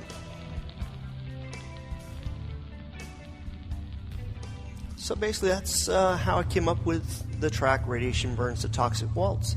If you want to hear this track without my yammering all over it, go to jerryvane.com, that's JERRYVAYNE.com, to the music page, and you'll find my custom music player with the full track on it, as well as other songs that I've done.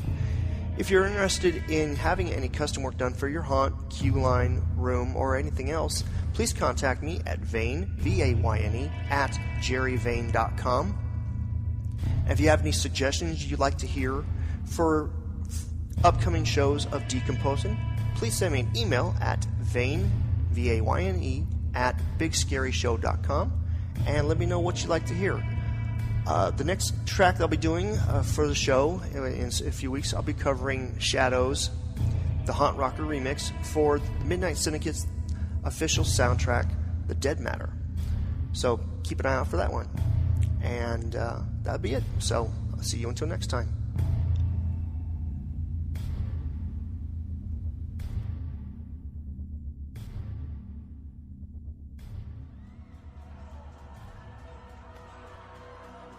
Do you hear that?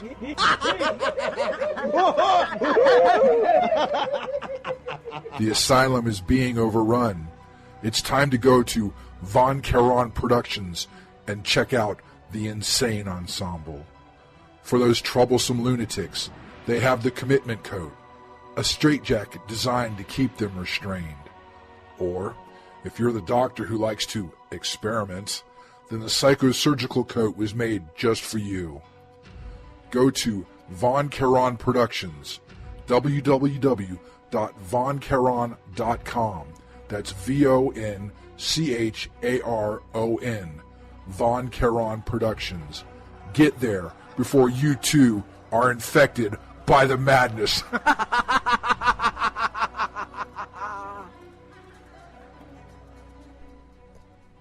Ladies and gentlemen, boys and girls, and others, it is my pleasure to introduce to you the Big Scary Show's very first special correspondent to the show. He's a crack interviewer, has been on the con circuit for many, many years, and talked to many, many fascinating people. From parts unknown, we bring you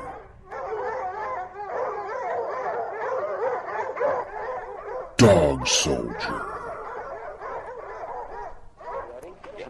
I'm here with Craig Schaefer from movies like The Program, Fire in the Sky, and, of course, Nightbreed. Craig, how are you this weekend? Doing good. How you doing, Mike? Good. Listen, right into it. Nightbreed, what was it like doing the movie, working with Clive Barker? It was awesome, man. You know, we were Pinewood Studios in England, and I had never been to England before. And it was the first big budget, fantasy kind of picture I did. So we were shooting in huge studios with big sets and big, makeup facilities.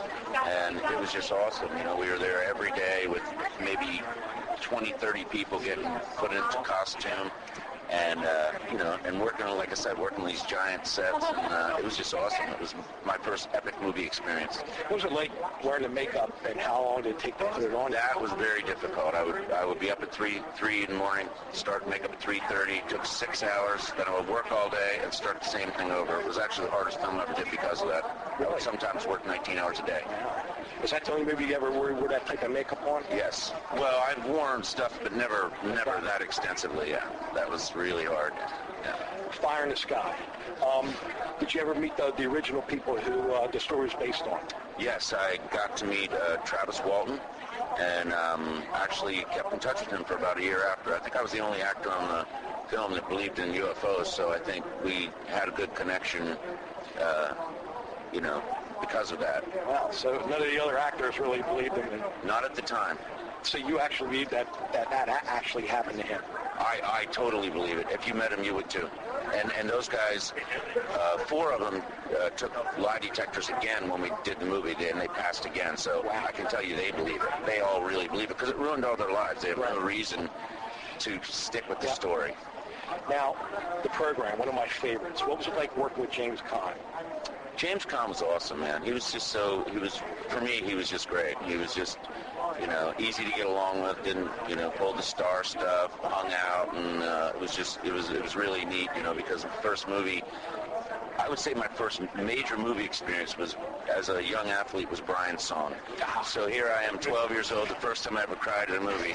And me and my buddy were watching, and we're both 12-year-old football players, and we're like, you know, trying to hide our, like, we're getting upset, and we're like, no, I'm fine, man, I'm not crying. So you had an athletic background, so that made it easier for you when you played the role of the quarterback for the... Yeah, I actually played for East Stroudsburg University for a year before I mangled my knee. But I was a football player, and that was why that one was so much fun to film. So do you have a favorite role? I would have to say my favorite role is probably, well, my favorite movie is probably River Runs Through It, just because it's so emotionally powerful and about family. And, you know, those kind of movies I like, dramas about family and I guess real-life emotional stuff. So that was probably my favorite movie. Character was a little boring, but, you know, there's a lot of different characters I like. One of my favorites actually is Inferno, strangely, you know, the Hellraiser. You know, it was the 5th installment, so it'll never be considered a great movie, but as a performance, that was a very hard and cool movie to do. Now, you actually made a movie in prison. Yes. Now, your dad worked at that prison at the time. He didn't work at that prison. He worked at a York County prison, and we shot in North Carolina, and it was the first time I realized how hard my dad's job was because he never talked about it. We come in and inmates were throwing feces through their bars, and it was a very dark atmosphere, and I just don't know how my dad ever did it. Listen, Craig, I want to take your time. Thanks a lot for talking to us here at the Big Scary Show. And listen, do you have anything to say to your fans? Just I love my fans, man. Especially this weekend was great because this is what I enjoy about coming here. Yeah, you don't just get to like sign pictures and all that. You get to actually meet people, hang out, party with people. That's the fun part, man. Well, you hung out with us for a little bit, and we appreciate taking the time and talking to us. Awesome. All right, Craig, take care, and good luck in your future endeavors. Thank you, man. You too. All right, thank you very much. I appreciate it. Greetings, haunters. Are you ready to face your fears? Brought to you by Dark Spectre Custom Couture. Check out Nez's work at www.darkspectre.com. Couture for the creatures of the night.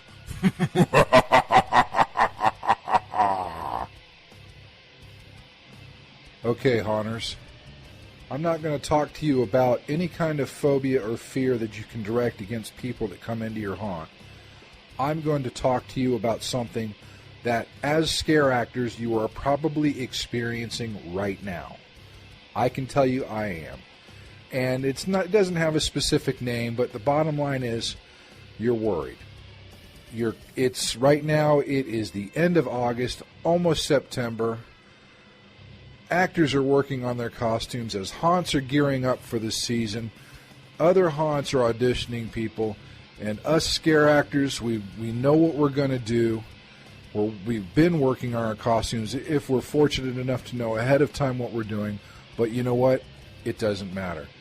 We can work on our costumes all year long. We can start on November 1st. And we're going to be working on them in some way, shape, or form until the night we open. No matter how hard we try to get it done ahead of time, there's always one little thing that you want that you haven't gotten to yet. There's something out of place. You think it might be some simple little detail that's going to send your costume over the top. You see it. Anybody else, including coworkers or your haunt owners, can look at your costume and go, oh, wow, that's amazing. And you're thinking in the back of my mind, or your mind, no, I'm not. It's not amazing because I don't have this thing on my costume. Well, listen to me, scare actors. Take a deep breath, step back, and look at it. Because I'll tell you right now, it is August 29th when I'm making this recording, and in my basement is my incomplete costume. Normally, I'm a lot closer to being done than I am now, and it's got me frustrated. But you know what I'm going to do? Saturday, I'm going to go down there, take an inventory of what I got and what I need, and I'm going to attempt to finish my costume. But guess what? It won't be done. And it won't be done, and I won't be happy until September 14th when the Dent Schoolhouse opens, and I'm out there scaring people. That's just the way we are as scare actors. We're perfectionists. We are harder on ourselves than anybody else is. So that's why we've just got to breathe. Just like I'm breathing. Take that deep breath. Know that you've got an amazing costume. And don't worry about it so much. I know. Practice what you preach on that, Scare Actor. I can only tell you from experience that you won't be happy until that first scare. Always remember one thing, Haunters. Everyone is afraid of something. Stiff Magazine presents the return of MonsterCon. Coming to the Greenville Hilton in Greenville, South Carolina, July 26th through 28th, 2013. MonsterCon will feature celebrity guests, including guest of honor David Prowse, comic and toy vendor areas, panels and discussion groups, special offers for local and independent artists, horror and sci-fi themed entertainment, the MonsterCon Film Festival, live music by the Graveyard Boulevard, Valentine Wolf, and others, anime, sideshow performances by Captain Stab Tuggo and Madame Maybell, late night entertainment for adults featuring single-cell entertainment, and much, much more. For more information, details, directions, and tickets, visit monstercon.org. That's monstercon.org. Don't miss the return of MonsterCon. Order tickets now before it's too late. Reverend D. Ray and the Shockers. Zombie Cowboys on the Big Scary Show. Zombie Cowboys, you can see it in their eyes. Zombie Cowboys, across the plains they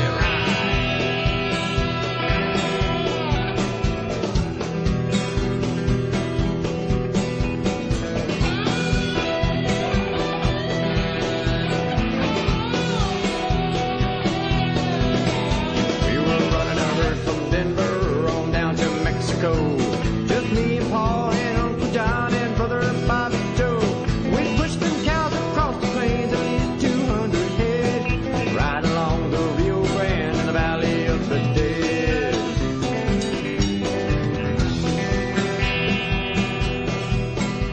Well, I heard that legend long ago when I was just 13 about them Monday cowboys that rode on this here range. We pulled the herd and set up camp just south of San Antonio. We bedded down for the night. We knew we weren't alone.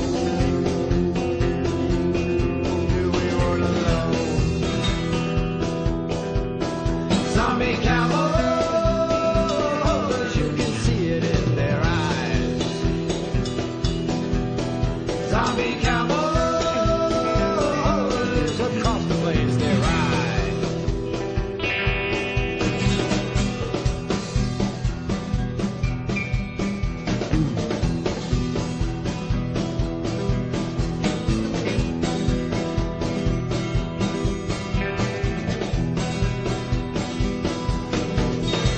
Could see their eyes are glowing by that campfire light.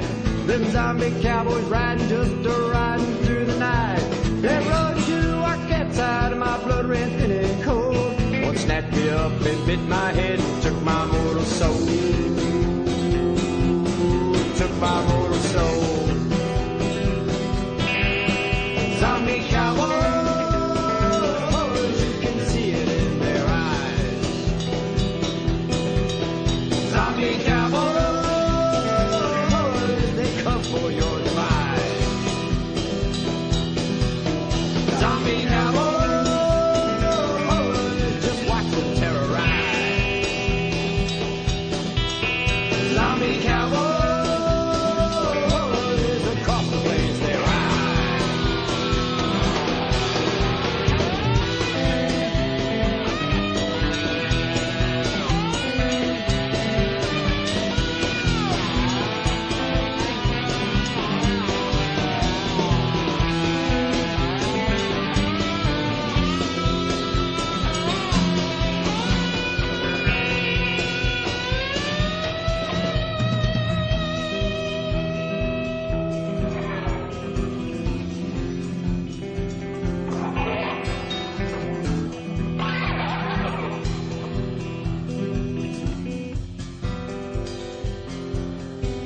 My daddy first told me the story about 5 outlaws on the range, running hard from a posse, hot out of the Grange.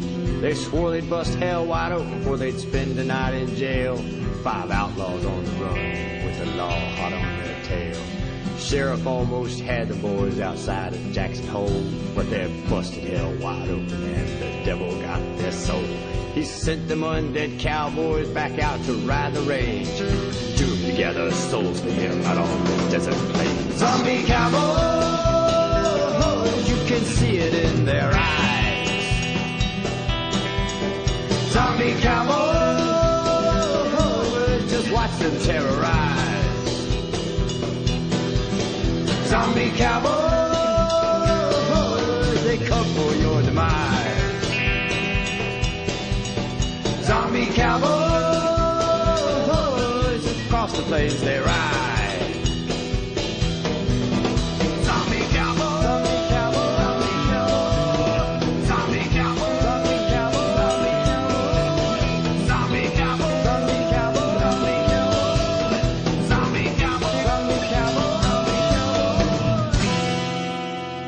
Across the plains they ride.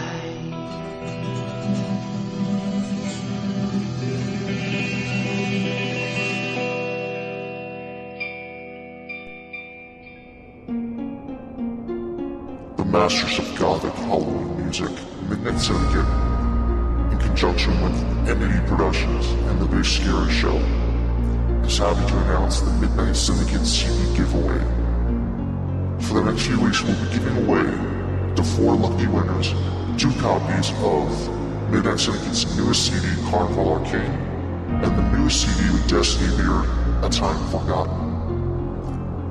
Also, 1 lucky grand prize winner will be chosen at random to win the entire Midnight Syndicate CD collection, featuring Case of Delirium, Vampire, Dungeons & Dragons soundtrack, The 13th Hour, Out of the Darkness, The Rage, The Dead Matter Cemetery Gates, The Dead Matter official soundtrack, Destiny Beard and Midnight Syndicate's The Dark Masquerade, Halloween music collection, Carnival Arcane, and the Destiny Beard Midnight Syndicate CD, A Time Forgotten. Details are coming soon, so stay tuned to The Big Scary Show and The Big Scary Show Facebook page for how to enter to win these prizes.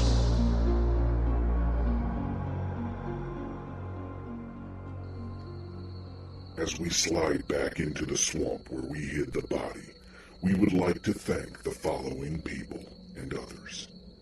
We'd like to thank Chad Savage for joining the round table and talking about all the things in his strange world. You can see all his various things at sinistervisions.com. And we'd like to extend a special thank you to our special correspondent, Dog Soldier, for bringing us a very fascinating interview. Jimmy Talkington and Thornweb Designs, thornwebdesigns.com. Virgil Franklin, Master of the Ether Muse, at hauntaudio.com. Von Charon Productions, Von Charon, VONCHARON.com. Screenline Studios at screenlinestudios.com. We'd also like to thank the 4 Ghosts. Storm, catch his ramblings at hauntminute.com. The Unknown Scare Actor, videos and more, unknownscareactor.com. The Haunt Rocker Jerry Vane, pick up his latest CD, The Attic, at jerryvane.com. And Drew Badger, actor, trainer, consultant, and more, rabidbadger.biz. Be sure to tell us what you think. Send feedback to us at feedback@bigscaryshow.com. And keep sending in those news items, news@bigscaryshow.com. Follow us on Facebook at facebook.com/bigscaryshow or on Twitter at Big Scary Show. And you can find us on iTunes, Search Big Scary Show in the iTunes Store. Tune in next time when we bring you the latest news and information from the world of haunting and horror. And thank you once again for listening. Without you, we are nothing. Good night, ladies and gentlemen, boys and girls, and others. This is the Big Scary Show.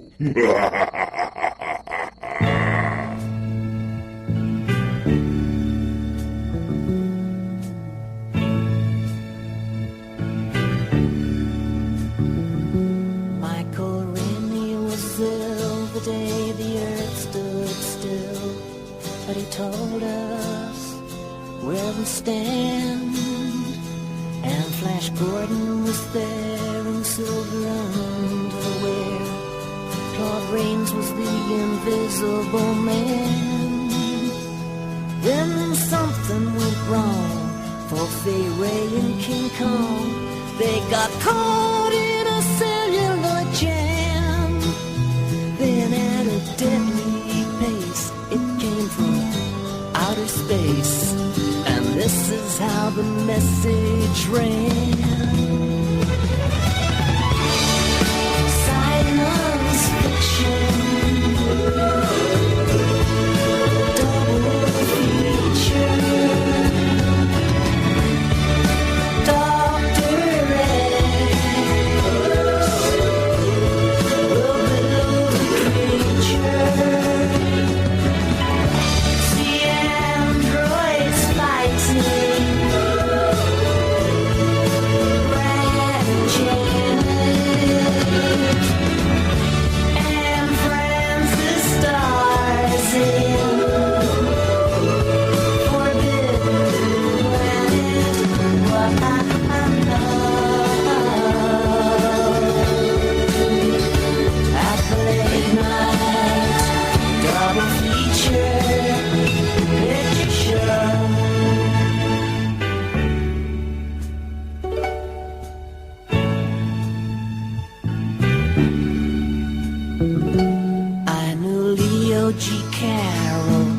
over a barrel when Tarantula took to the hills. And I really got hot when I saw Jeanette Scott fight a trivet that spits poison and kills. Dana Andrews said Cruz gave him the ruse, and passing them used lots of skills. But when worlds collide, said George Powell to his bride, I'm gonna give you some terrible thrills, like science fiction.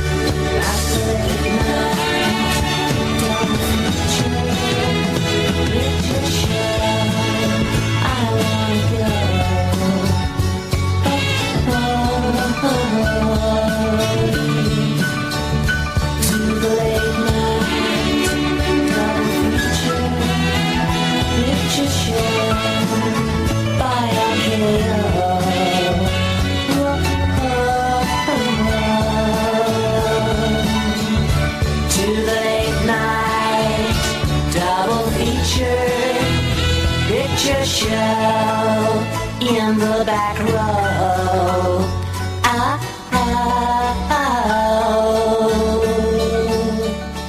to the late night double feature picture show.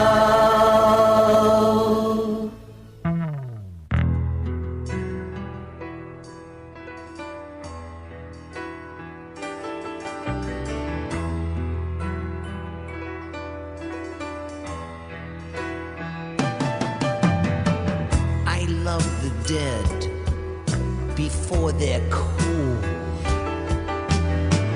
The bluing flesh for me to hold. Cadaver eyes upon me see nothing.